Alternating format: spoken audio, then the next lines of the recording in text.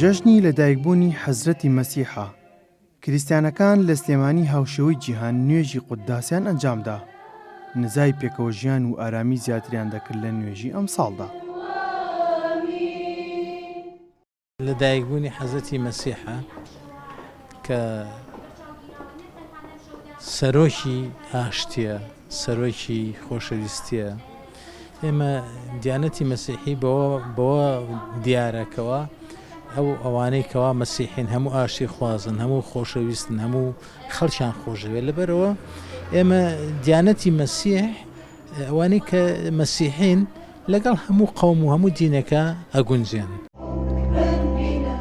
کریستیانەکان ساڵانە لە یادی لەدایکبوونی حەزرەتی مەسیح مەراسیمی تایبەت ڕێکدەخەن، بەڵام ئەم ساڵ تەنها مەراسیمی نوێژەکان ئەنجام دەدەن و هیچ ڕازانەوەی بیناو شوێنەکانیان لە سلێمانی ناکەن، وەک وەفا و ڕێزێک بۆ قوربانیانی خۆپیشاندانەکانی عێراق.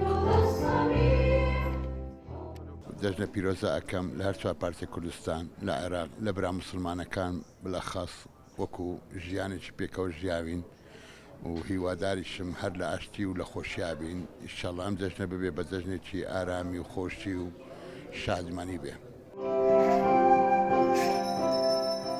هەرێمی کوردستان و شاری سلێمانی مێژووی درودرێژی لەگەڵ تەواوی ئاینزاکان بۆ پێکەوە ژیان هەیە و کریستیانەکان لە سلێمانی دەڵێن هەمیشە بۆ زیاتر ئاشتی و ئارامی پێکەوە دەبن.